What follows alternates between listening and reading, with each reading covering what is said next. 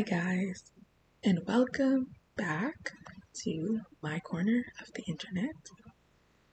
And so, today I'm going to be talking about some books that I have on my Goodreads, and also for you, you may want to stay tuned and subscribe, like, comment below, because we have more book talks and more book reading vlogs and things of that sort to be coming. Hopefully you can see me and hear me okay, And so let's get into it. We have a lot to cover. So these are basically based on like childhood favorites and current books that I have read and ones that I really recommend by authors that are super special and really talented. So if you see me looking away from the screen, it's just because I have another tab going on.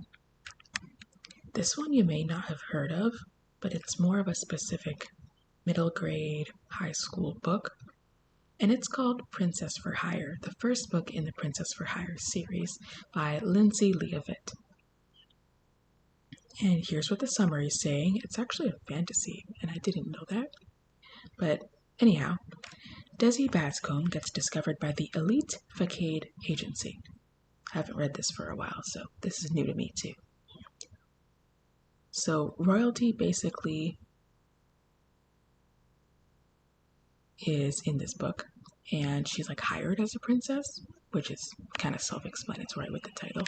It's a really cute cover with makeup and jewelry, and her agent that she acquires is Meredith, and Meredith explains that she has this rare magic ability. She can put on Egyptian formula rouge, royal rouge, and she transforms temporarily into the exact lookalike of a princess or royalty. And basically she's like a substitute royalty person, like a supply teacher, but for a crown position, crown princess. And dreams really do come true in her case, right? So she soon discovers it's a lot of work, not just waving at cameras, but also about crazy siblings and villagers watching ceremonial performances. She's kind of conflicted and might want to break things off, but I guess she has to decide if it's worth it or not. And this was just a really sweet one. I would give it like a good 3 stars. And next up, we have probably one that you've heard about like 20 times already. It's pretty popular. I would rate it a good 4 or 5 stars. It's a coming-of-age fan fiction, which actually got me into trying to write my own stories, and it's something I read in like grade 9. It's called Fangirl, and Rainbow actually writes about these 2 twins, which is really fun. One of them is Kath, one of them is Ren. They're both very different from each other. They have a similar backstory because they're siblings. And there's also this man, Levi, who works at this coffee shop and hangs around, let me get this right, Catherine's roommate, because that's Catherine's roommate's boyfriend. And I'm forgetting her name now, but it's actually really interesting and talks a bit about trauma with her mom leaving. The comic book was actually better, I think, in explaining more details and good pictures and graphics. But here's what it's about. In this world, both of these girls are going to college, so Ren hasn't told Kath the truth that she doesn't want to be roommates with her sister. This is very outside of Kath's comfort zone, being in a roommate dorm situation. And she learns about writing in her classes. Fan fiction is kind of her way of coping, and fan fiction is basically like you're a fan of a type of book. You write your own kind of scenes, like if I were to write about Marvel and make up my own storylines. but it's like you're giving credit to the author, saying this is their work. You're just kind of inspired a lot by it and writing your own kind of ideas of how the stories and the characters go. In this work, so she basically has also this cute classmate, and there's dilemmas with that. And she's worried about her dad, who's never really been living alone before. And so for Kath, she's kind of questioning, can she really do this? Can she make a living on her own? Will she have to leave her childhood favorite book series by like growing up? Is she going to have to leave writing as just a hobby, or can it be a real thing? And I thought it was really impressive. Rainbow Rowell also has, I don't know, is it Rainbow Rowell or Rowell? But she also has another book coming out, something about cherries. She's also the author of Eleanor and Park and Landline, as well as the newer novel Slow Dance, which are more like high school, middle grade, I would say. This one really was a trip and like exciting with the plot. It's kind of like dystopian. If you read The Hunger Games, you may like this one a lot. I rated it 4 stars in high school. I was often at the libraries, if you couldn't tell. And this is actually a false, I guess, state in USA, or maybe it's just they changed a few things with the setting, but it's set in the US. It has a few book prizes. The name is Delirium by Lauren Oliver, who is actually a really cool author as well. It's a young adult dystopian romance fantasy teen science fiction novel. So this is like a love story, but also with some twists and turns and with a corrupt system. So in this book, there's a dangerous disease. The government forces everyone who reaches 18 to have a procedure they call the cure. Living with her aunt and her uncle, the cousins in Portland, Maine, Lena Holloway is very much looking forward to being cured and living in a safer place, a predictable life. She watches love destroy her mother and isn't about to make that same mistake. But with 95 days left until her treatment, Lena meets the enigmatic Alex, a boy from the wilds who lives under the government's radar. So, what will happen if they do the unthinkable and actually fall in love? Because love is kind of seen as like this big toxic thing, and they're trying to cure people of love with like medical aids and like not surgery, it's like a needle or something. So, it would be cool if you found that out. They're also saying readers enjoyed Matched, which I didn't read personally, but there's also that option to check it out. I would say it's maybe in the same realms of the teen dystopias like Divergent, but Divergent was better, I'd say.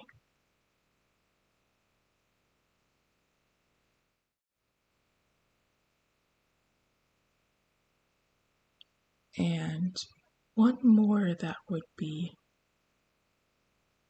a good one is actually one that was turned into a movie written by Nicola Yoon. And it's starring a Black female, which you don't often see that much in movies related to diseases and romance comedies. So I would like to share this one with you if you haven't read it yet. Everything is a book about a disease as rare as it is famous.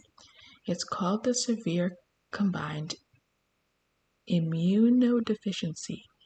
But basically, the main character, Madeline, is allergic to the world and can't leave her house. She's never left her house in 15 years. I believe if you want the movie, by the way, should be on Amazon Prime. Wonderful. 5-star movie. If you're thinking of something more lighthearted, but also like has some depth and is realistic. So Madeline's with her mom and Carla, her nurse. But one day a moving truck arrives, as one does, as is usual in these kinds of movies. Her new neighbor Ollie is wearing black. He's like a bad boy type, it seems, at first, with black t-shirts, black jeans. He wears black sneakers, probably Converses, and a black knit cap that covers his hair.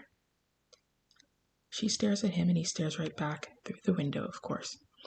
And she wants to learn everything about him, and eventually she does. She learns he's funny and fierce. She learns his eyes are that Atlantic Ocean blue type, and that his vice, he steals the silverware. There's definitely more details in the book because it doesn't really go over that in the movie. And if you'd like, I can do, if you like this movie, you might like this book, or vice versa. If you like the book, you may like this movie. For example, if you like vacation movies, like something more of Emily in Paris, you might like People We Meet on Vacation. Both have like the travel destination going on. And yeah, so she wants everything that the world has to offer, but it's almost a disaster because she is most certainly about to fall for Ollie. And a lot of people really liked this one. I remember a lot of YouTubers brought it up too. It's a young adult contemporary romance with coming of age elements because she is like a teenager. And the newer book of Nicola Yoon is like this adult book. You may like that as well if you're older and can handle like more mature themes. And if you're younger, you may want to read The Sun Is Also a Star. I had a difficulty reading it and getting through something about like the plot and the back and forth with the characters and the POVs. But the movie was actually really cool. And Yara Shahidi is in it. She's from Grownish and Blackish and some other movies. I believe she's the Tinkerbell live action. She's like the Black Tinkerbell in the newer Peter Pan. I don't know if it's out yet. So those would be my recommendations. And for more young adults, here's what I would recommend. Just going to go over this a little quickly so it's not too long of a video. But We Fell Apart was a good one, a contemporary romance by E. Lockhart. I also read the series We Were Liars by E. Lockhart. My favorite book is the second book, so I suggest you read it as well. And Emily Henry, if you're a big fan, you should check out these books. Funny story I'm in the middle of reading. Book Lovers, I want to get back to. I started and didn't finish yet. People We Meet on Vacation, finished it really fast because I wanted to see the film, of course.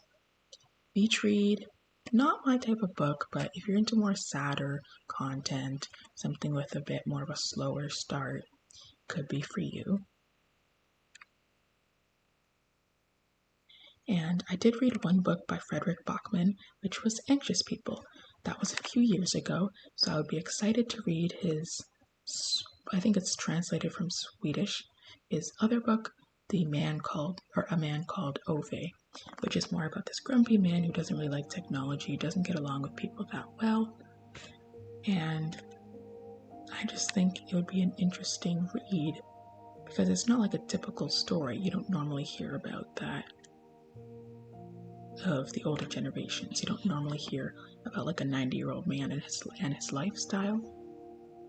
And another one I hear is really good, which is like a gaming literary novel, is Tomorrow and Tomorrow and Tomorrow by Gabrielle Zevin. And that's something that I would want to check out, which is recommended by Haley Pham on YouTube. So if any of those sounded even remotely interesting, then feel free to go to your library and pick it up to read. Or get the audiobooks. If you want, you can use Libby. or whichever apps work for your library. Maybe ask a librarian or a staff member, or go to your high school bookshelves, or your own bookshelves at home might have some interesting reads. So I hope you liked the video. Please like, subscribe, and turn on those post notifications, because that way you'll know about the next videos to come. My last video had to do with poetry. Make sure you check that out. It'll be linked somewhere above.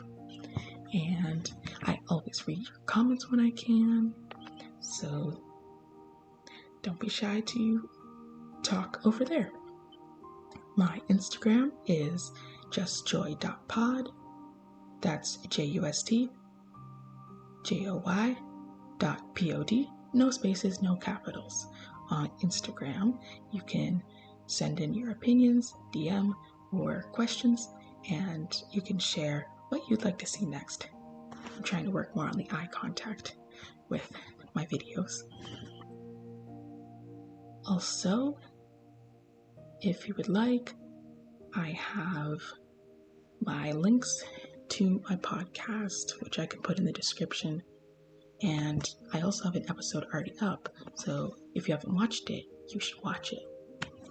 There's one about the 26 lessons that I've learned, and it was actually a really important video for me to film and reflect on. So check that out on my channel. Hope you're doing well, hope you're doing swell, and that your week is not too chaotic. I'm probably gonna have more of a chill weekend. Easter's already passed, so I've been with my family for that. Hopefully you had a lovely Easter and maybe you got to dress up or go out. I went to a church concert for mine. And so if you also want more book recommendations or have recommendations for me to read, send it to me, please. And if you'd like a reading vlog, put some emojis in the comments and say reading vlog or reading vlog when or something, so that I know. Cue the outro.